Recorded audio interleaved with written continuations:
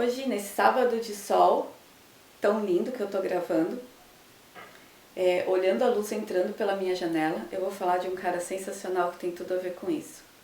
O nome dele é Jan Vermeer, ou Johannes Vermeer, ou Jan Vermeer. Jan Vermeer é um pintor do final do Barroco. Ele nasceu em 1632, na Holanda. E esse é um dado principal para a genialidade da obra do Vermeer.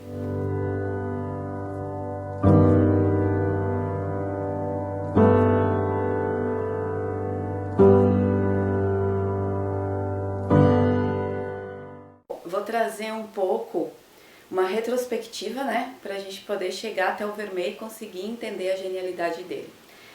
A gente está no Barroco.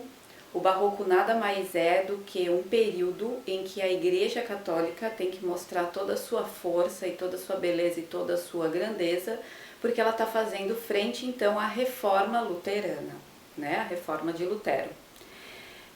Então por isso que você entra nas igrejas nesse período barroco e você vê tantos elementos e tantos ouros, né? E quando você vai na Itália, então você vê o barroco italiano, são aquelas infinidades de representações de cenas bíblicas, né? E uma mais suntuosa do que a outra. A gente vai falar em algum momento de alguns artistas do barroco italiano, mas o Vermeer, ele nasce na Holanda, e isso faz toda a diferença, porque nos Países Baixos a grande influência era, na sua maioria, da Igreja Protestante. E a Igreja Protestante, diferente da Igreja Católica, ela não tem apreço por imagens, pelo culto das imagens.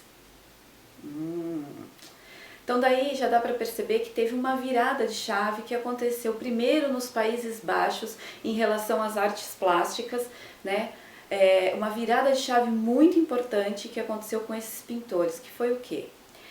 Com a entrada da Igreja Protestante e a queda enorme e significativa de pedidos para representações bíblicas, né, que iam dentro da igreja, o artista nos Países Baixos, ele começou a se especializar em retratos.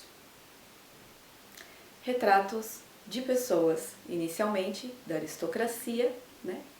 E depois, na história da arte, a gente chama os holandeses, especificamente, de os representantes da natureza.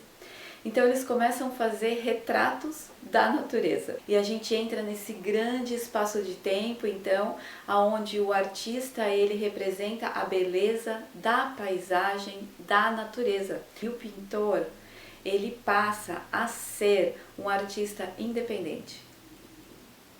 Ele passa a pintar cenas do cotidiano e vender isso. Então tem uma mudança de chave muito grande, porque a gente começa a ver nas pinturas, principalmente das paisagens, nessa época dos Países Baixos, os sentimentos dos pintores expressos na paisagem. Ele começa quase que pintar por inspiração. Isso é uma mudança de chave grandiosa, né? E o Vermeer vem então no final do Barroco. Acho importante dizer que o ser humano nessa época já conhecia a eletricidade, o telescópio, o microscópio. Newton já tinha apresentado essa lei da gravidade. Então, o ser humano ele está muito envolto a esse mundo das ciências no final do Barroco. E eu gosto de trazer sempre um paralelo, né? Porque a arte por si só, ela mostra esse inconsciente coletivo trabalhando, né? É lindo ver isso. Então, quando o ser humano ele já domina a eletricidade, ele domina a luz. Gente, isso é muita coisa, tá? O domínio da eletricidade é muita coisa, o domínio da luz é muita coisa. A gente tem Vermeer, e é isso que Vermeer faz. Vermeer, à frente de todos esses pintores, no final do Barroco, trazendo os ventos do impressionismo, trabalhando como um ser humano da consciência dessa época, ele domina a luz. As obras de Vermeer, em todas elas, você consegue perceber a incidência da luz, e você consegue quase que imaginar, como nessa pintura que eu estou mostrando para vocês agora, que vocês não estão vendo a janela, mas você consegue ver claramente que existe ali a luz entrando por algum lugar, né? Mostra o Vermeer dominando isso e percebendo que é quase que a gente escuta assim os ventos, né? A gente percebe os ventos desse impressionismo chegando, que depois a gente também consegue perceber o ser humano transitando entre luz e sombra. O Vermeer, ele mostra claramente nas pinturas dele isso, né?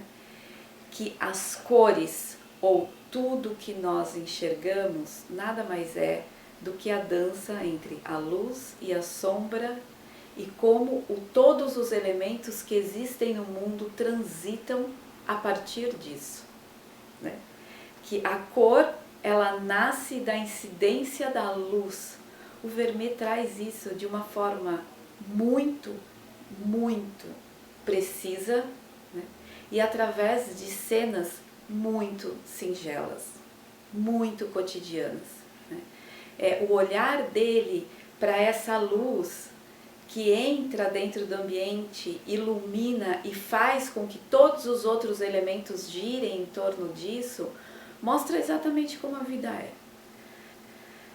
Eu quero trazer uma imagem para vocês. Essa foi uma imagem que eu captei essa semana, né, numa reunião de um Zoom. Quando eu estava olhando aquilo, eu olhei e falei, gente, isso é um Vermeer. Olha a luz entrando, batendo no rosto dessa pessoa, e aí você consegue ver o quanto essa cena, que é uma cena cotidiana, ela vira quase que uma obra de arte, simplesmente porque a luz traz isso. A luz reacende a beleza do dia a dia, né? A beleza do que é simples. E o Vermeer trabalha com esse embate pela primeira vez da luz que empurra essa sombra. A gente não sabe quase nada da biografia dele. O que a gente sabe é que ele teve 15 filhos, 4 deles morreram, e ele passou a sua vida inteira assim com poucos rendimentos. Quando ele morreu, a esposa dele, para conseguir pagar as dívidas, vendeu então todas as obras, né? Mas esse fato do Vermeer ter nascido nos Países Baixos, onde a Igreja Católica não tinha influência e os pintores pintavam esse cotidiano, fez com que o Vermeer então se voltasse, claro, para 15 filhos. Você consegue entender que ele tinha uma vida doméstica grande, né?